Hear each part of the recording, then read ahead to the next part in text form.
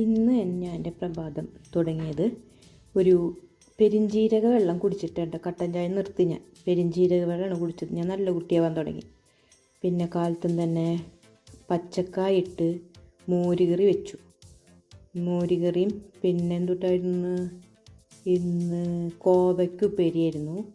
പിന്നെ കൊള്ളിക്കിഴങ്ങ് ഉപ്പുമാവ് പോലെ ഉണ്ടാക്കിയതായിരുന്നു. ഇന്ന് ഞങ്ങളുടെ കാലത്തെയാണ് ഞാൻ ഉണ്ടാക്കിയത്.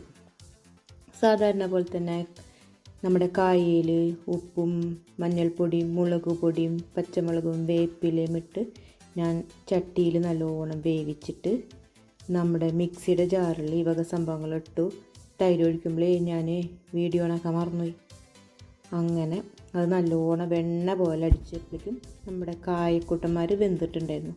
അപ്പോൾ അതിനകത്തേക്ക് ഇതൊഴിച്ചു. പക്ഷേ ഭയങ്കര പുളിയുള്ള തൈരായിരുന്നു. ഞാൻ അതിനകത്ത് പഞ്ചസാര ഇട്ടിട്ട് ഒരു പരുവായി. പിന്നെ കുറച്ച് ഉപ്പിട്ട് പഞ്ചസാര ഇട്ട് വന്നാലും പുളി സഹിക്കാൻ പറ്റുന്നുണ്ടായിരുന്നു. നല്ല പുളിയുള്ള തൈരായിരുന്നു. ഞാൻ നോക്കിയില്ല. പിന്നെ നമ്മുടെ കൊണ്ടാട്ടമുളക് ഉണ്ടായിരുന്നു, അപ്പോൾ അതിനകത്ത് അഡ്ജസ്റ്റ് ആക്കി.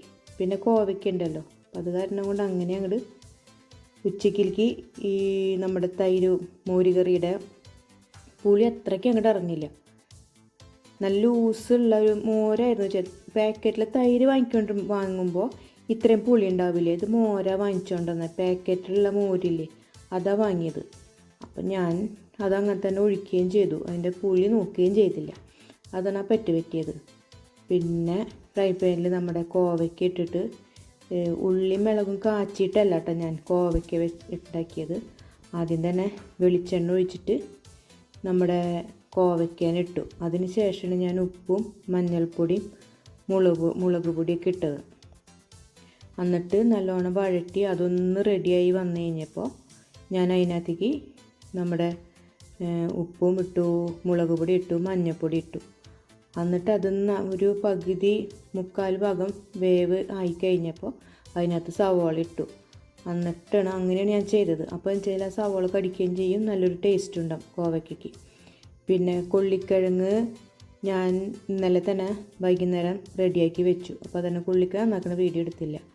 എന്നിട്ട് കൊള്ളിക്കിഴങ്ങ് കുക്കറിലിട്ട് വേഗം അടിച്ചു. അപ്പോൾ ഒരു വിസിൽ തന്നെ കൊള്ളിക്കിഴങ്ങ് വെന്തിട്ടുണ്ടായിരുന്നു കേട്ടോ. എന്നിട്ട് വേഗം സിങ്കിൻ്റെ അടി കാണിച്ചിട്ട് കുക്കർ തുറന്നു. എന്നിട്ട് പിന്നെ കടുക് പൊട്ടിച്ചു. സവോളയും പച്ചമുളകും വേപ്പിലയും നാളികേരമൊക്കെ ഇട്ട് നല്ലോണം മുത്തിട്ട് ഈ കൊള്ളിക്കിഴങ്ങിലേക്കാണ് ഞാൻ ഇട്ടത്. കാരണം ചീഞ്ചട്ടിലേക്കാണ് ഇട്ടത്, പക്ഷേ ചീഞ്ചട്ടിൽ കൊള്ളില്ല. അപ്പോൾ കൊള്ളിക്കിഴങ്ങിലേക്ക് ഇതിനെ അങ്ങോട്ട് തട്ടി. എന്നിട്ട് കൊള്ളിക്കിഴങ്ങിൽ പപ്പടവും ഒരു കട്ടൻ ചായയും കൂട്ടി ഞങ്ങളിന്ന് കാലത്ത് ചായ കുടിച്ചു.